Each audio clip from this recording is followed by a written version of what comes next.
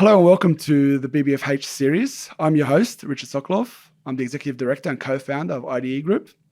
Today, joining me on this series is Professor Stephanie Watson. Professor Watson is a professor at the Safe Sight Institute at the University of Sydney, head of the corneal unit at the Sydney Eye Hospital, and is the chair of the Ophthalmic Research Institute of Australia. She's also the inaugural winner of BBFH back in 2016. Stephanie, welcome. Thank you. Thank you. Good to be here. Great to have you here. Stephanie is a world-renowned professor in ophthalmology. Just giving you a bit of an intro here, Stephanie, looking at your bio, it's quite extensive. There's a few things on it, that's for sure. That's a lot of things on it. So just to give our listeners and our viewers a bit of an understanding of your background before we get going, might be handy. So you completed your specialty training at Moorfields Eye Hospital in London. You are a leader in research and innovation and have been appointed as the professor at the Safe Sight Institute at the University of Sydney. You have over 200 publications, hold an international patents, and have been invited to speak internationally. Now, here's where there's even more to come. You're the chair of the Ophthalmic Research Institute of Australia, chair of the Advocacy and Outreach Committee for the Association for Research in Vision and Ophthalmology. You're an editor for the Cochrane Eyes and Vision Group and a member of the Royal Australian and New Zealand College of Ophthalmologists. You've also been nominated in the top 100 women in ophthalmology in the 2021 Power List. Yes. That's a lot. That's a lot. So we're so pleased to have you here. And people also probably don't know that you were part of BBFH back in our very first inaugural year. So it's really great for you to come here and help us sort of unpack your journey with BBFH. But before we get into that, I'd really like just to get your origin story. So why medicine? Why ophthalmology? Can you tell us a little bit about that and the people listening? Look, when I was young and watching TV, I used to like a country practice. It was about vets. It wasn't sort of quite medicine. Yeah. But I think when I finished the HSC, I thought, look, I'd like to do medicine and become a doctor. Then throughout my training, I got interested in research and I applied for a scholarship to go overseas to study further. And I actually ended up getting 2 scholarships, one to Africa to go to learn about treating blindness, and the other one was to Oxford to learn about neurology. And so I went to Africa and then I went to Oxford. And after that, I was really inspired to try to solve blindness. You know, people in Africa were queued up for days to come and, see the eye doctor because there was a shortage of people available to treat them. Yeah, it must have been a very I guess, moving sort of experience, because we take for granted that we can see ophthalmologists and optometrists and specialists pretty much as we need. But when you go to those low resource countries, how did that make you feel when you saw that sort of? Oh, I felt that, I was in quite a privileged position being trained to be a doctor and being able to help people that had walked for 3 or 4 days to actually get to the clinic because they didn't have a car. So, I felt a responsibility to try to give them better care. That's fantastic. I think a lot of people sort of in your position and who we've had experience with especially in terms of innovation, usually have these sort of origin stories where something really moves them and something really helps them sort of see a sort of a future that they envisage, that they want to sort of change. And it seems like that's the same for you. We just described what you're involved in. You're in so many different roles. It's amazing. Can you tell us a little bit about what a day-to-day, week-to-week, month-to-month, I guess, is for you these days, and sort of what gets you up in the morning, like to do all these roles? Yeah, look, it's busy, so that's for sure. Yeah. But, I like seeing patients and spending time with patients and one-on-one. When I'm in clinics, I get to solve the problems for that individual patient. But why I'm into research and sort of product development is to try to solve the problem for many more people. And the problem I'm interested in is corneal blindness. It affects all ages, unlike macular degeneration and glaucoma. The young, the old are affected. And there's many chronic conditions, and we have some treatments, but we have very few cures. So people are continuing to suffer. And children, if they end up blind, a large proportion can die within a year of losing their sight. Yeah. Amazing. And so that's been sort of your sort of mission in terms of from the product development sort of innovation side of things. Is that sort of where your focus has been on corneal blindness? Yes, corneal blindness. Yeah. Yes. Yeah. And so that, I guess, I'm not sure whether that took you to working and founding Ocurep, which was the company where our paths crossed through building better futures. Sure, So Ocurep was, as I explained in the intro, one of the first contestants in Building Better Futures. You were one of the founders, I believe, and you actually won the contest that year. You got the top prize. It was those days when we were doing it as part of Vivid. I remember it was quite exciting and nervous for us. I'm sure it was for you. Yeah, it was. Yeah. Tell me a little bit about Ocurep. What was the mission for Ocurep? And yeah, just let's start with that. Yeah, so look, the cornea is the eye's window, and it needs to be a nice shape for people to see, and it needs to remain clear. So in trauma and infection, people lose sight because the cornea becomes distorted, and we often have to stitch it back up. But stitches distort the eye further. And so we developed a product that was able to sort of seal the cornea, and that way it could help restore vision. People could recover quicker. And we foresaw that you could also add antibiotics and other therapeutics to it to help healing. Yeah, so it was going away from this sort of suturing type application to a using, I think, of some form of hydrogel with some activation process to it. I think that was it. Yes, it was chitosan with the laser. Yes, that's correct. So correct. sutures is very old technology. It's like over 2,000 years people have been suturing, and sutures and eyes just don't work as well. Yeah, obviously it's quite a sort of the sutures themselves can distort, I guess, the softer bits of the eye and cause some problems, which is not so in other parts of the body. So you entered BBFH. What was your thinking when you and your colleagues did that? Look, we're pretty excited to see the opportunity. You know, it's great to sort of get some other people to look at what we were doing and sort of we thought of it as a way of like adding value to what we were developing. Yeah. And sort of a way of really testing the idea as well in a commercial sort of sense. Yeah, because part of our process is sort of, I guess, a little bit challenge it, interrogate a little bit in the weeks leading up to the competition, getting through some of the semi-finals. How did you find that process? Because was that one of the first times you went through that type of process where you had to actually explain what it was or pitch it? Oh, no, look, we'd already sort of gone through, being a researcher, we get grant applications. Right. And so, you know, that bit of writing the application, but, you know, doing a pitch, that was new. Right, you know, as a researcher, you're not sort of so used to pitching. Yeah. And the pitch was normally when we present, we have lots of slides, whereas the pitch was like, I think we just had a couple of very few slides, and I had to talk for 5 minutes on a stage without a podium and, you know, with a sort of a relatively large audience with, you know, lovely backdrop of Vivid. So it was all a little bit different to the usual presentations that you give as a researcher. Yeah, exactly. I mean, yeah, we tend to find that people sort of, when they're put into a different context, can find it a little bit difficult. I think you did obviously very well. I remember that night. Tell us a little bit about where Ocurep is now. So it's been quite a few years now since Building Better Futures for Health in 2016. Can you tell us a little bit about what the journey's been so far for Ocurep? Yeah, no, look, it's been an interesting journey, you know, some ups, some downs.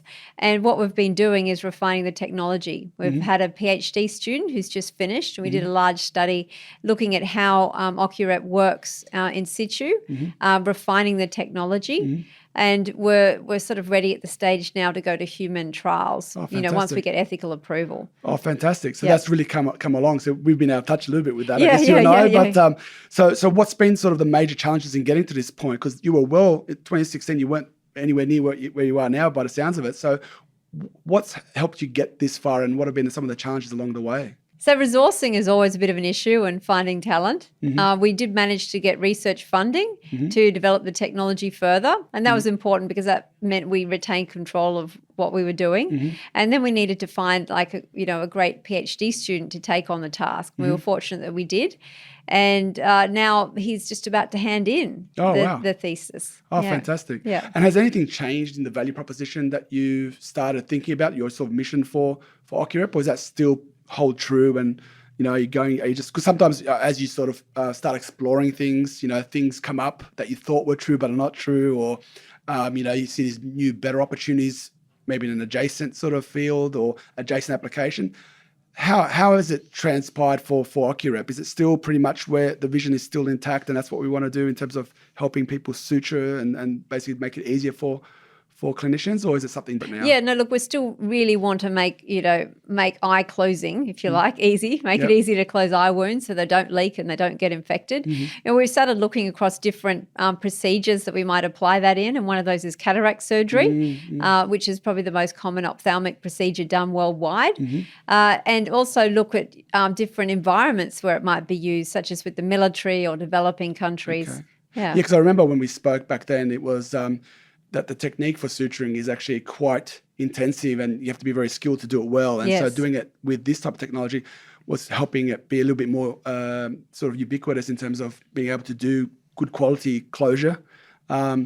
And is that what you're finding now? Is that sort of still? Well, that's what we're trying to, make it a bit more foolproof so that, people, less skilled people can do it. So particularly in the developing world or military settings, you want to get the first aid in there. You want to get the eye sealed, and then often you need to transfer somewhere else. And so you need to have, you can't have an ophthalmologist, just sort of right in the battlefield or, in the middle of the developing world. So exactly. And do the stitches just right to get the right outcome. So it's quite interesting that sometimes such simple things like closing, or you think simple, but closing a wound would have such a big impact on how well you can provide care. And just by simplifying that whole process adds so much value. So I think that's fantastic. I guess I want to just hone in a little bit on building better futures for health. Yeah. And your time going through that program and then working with us, I think in 2016.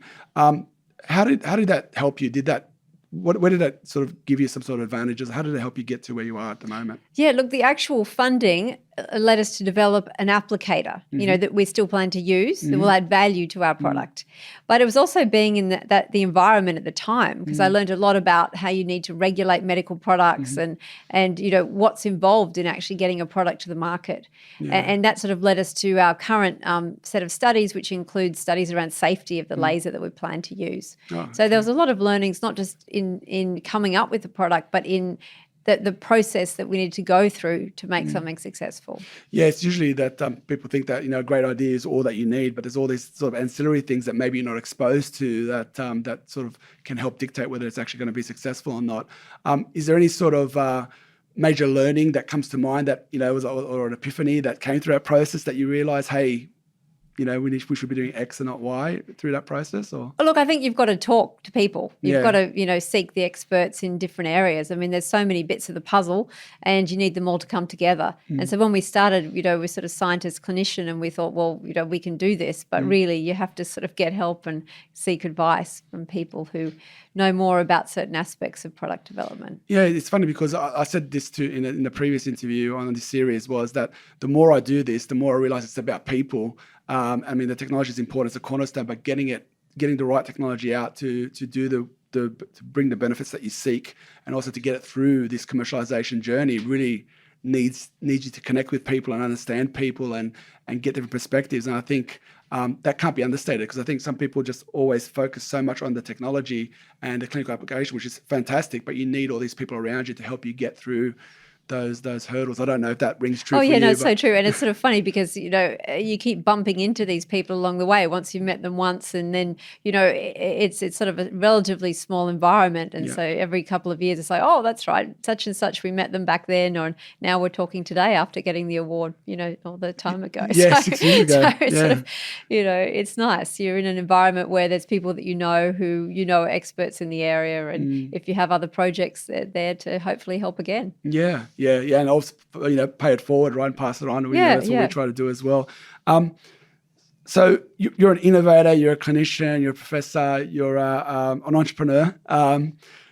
What are the biggest 3 sort of learnings to date that you'd want others to sort of? I picked 3. You might not need to give us 3. I picked 3 that you'd want to share with people, maybe considering, especially researchers and people from a clinical background who may be considering doing something, following your footsteps, so to speak. What would you say to them? Well, I think follow your passions, spend some time thinking about them, where you want to be now, where you want to be in the future. Because sometimes research and, takes years to get the end result. But, along the way, you're making lots of improvements. So the second thing is be part of the community and try to give guidance to the people that are to come, behind you, sort of the next generation experts, if you like, and that's very rewarding. Not only does your own project accelerate, but you get to be part of other people's journeys. The third thing I think is have fun. I think there's a lot of work, and particularly COVID sort of highlighted how we're all doing more things. Yeah. And some of those things are things we don't like as much because they're less with people, they're more Zoom based.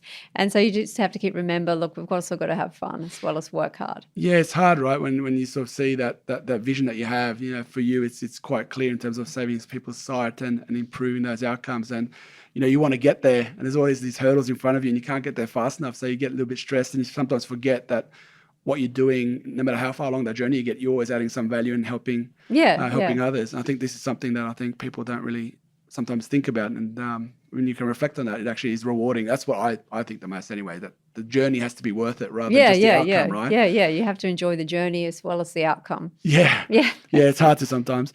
That's a good segue, because I think I just want to talk a little bit about sort of where we find ourselves now amongst COVID, and it's sort of been a tough year for everyone, a couple of years. How do you think it's affected sort of the work that you're doing in commercializing this technology, but also in the research that you're doing? I seem to feel like there's a lot more spotlight on healthcare now, obviously, because people are talking about it all the time. But has that transpired in any sort of tangible way that's helped you or hindered you in what you do from a research point of view and from a sort of entrepreneurial sort of commercialization point of view? Yeah, look, I think it's highlighted new priorities and also new ways of practice. And so people now are really prioritizing their health. A lot of people I'm seeing now are coming for, to have their eyes checked. They're worried about conditions that can have a long-term effect on your vision. And then it's sort of how we practice. There's more sort of telemed or, meetings, more Zoom meetings. Conferences now are all online. I mean, that's good and bad. Some of it will stay. But I think the thing that we're sort of really missing is the connectivity with people. Is that hindering what you're doing with Ocurep, for example, or is that Look, I think in some ways, some things are easier because you can pull together some meetings quicker because everyone's on Zoom and mostly available. And particularly, up until recently, people haven't been able to go anywhere, so no one's on holidays. no one's overseas or on break. Everyone's sort of, at their desk waiting for the next Zoom. But I guess you miss out on those sort of incidental bump-ins to people where you might come up with the next right idea. Yeah, it's that connectivity and that sort of, being across it at times that we saw. I think we miss in the office. We're getting back to the office now, a few of us. So I'm sort of seeing the benefits of both sides of things. Maybe just to finish, thank you for your time so much, Stephanie. Just looking forward, what are you hopeful for in the next year? Beyond this, so we're getting beyond sort of, I guess, the acute phase of the pandemic and now looking forward, I guess people are a little bit more hopeful. What are you hoping for in the next year, 2 years with your own clinical research and your entrepreneurial sort of endeavors? Could you just tell us what you're hoping for? Yeah, look, I'm always striving to reduce and one day maybe eliminate corneal blindness or maybe, and to really improve patients' outcomes so that they get the treatments that they need and they get better treatments that work. And to continually sort of monitor that process so we know that we're achieving the goals. But while doing that, I want to keep training up more next generation experts because when I'm no longer able to do the job, there'll be a whole bunch of people, able to take the vision forward. Yeah, that's awesome. I think that's so commendable because we feel the same with BBFH. We try to sort of share the knowledge, always add value as best we can because we want other people to be able to innovate, be able to create these better futures. We don't want to hold on to all the knowledge. We want to make it sort of democratize it, help people understand what commercialization is all about for the very same reasons that other people can do it. That's awesome. I really enjoyed our chat today. Thank you so much for your time and best of luck with your endeavors. Thanks, you. Stephanie. Thank you again. Thank you. Cheers. And Stephanie, finally, before we let you go, you've been up there in front of the audience. You've been through this sort of competition. It's a bit of a battle. Do you have any advice for anyone who's applying for BBFH and how do they make themselves stand out? How do they get to be on the podium and then to pitch and potentially win the prize that you won back in 2016? Look, I think they've got to go for it. They've got to put a lot of enthusiasm in. They've got to know about their product and they might need to talk to other people while they develop their proposal to make sure they're able to make the case, particularly in terms of the value proposition, and then do some pitching practice. The more pitching, the better you get. Yeah, that's absolutely it. I've been given that advice actually just literally this week, that the more practice you get, they ask me, how do I do it? Just go out there and try it. And but the value proposition point, I think, is really, really valid. I think without that, a lot of things become more difficult. But fantastic advice for those of you out there who are looking to apply. Thank you again, Stephanie, and hope to see you soon. No, thank you, Richard. Thank you.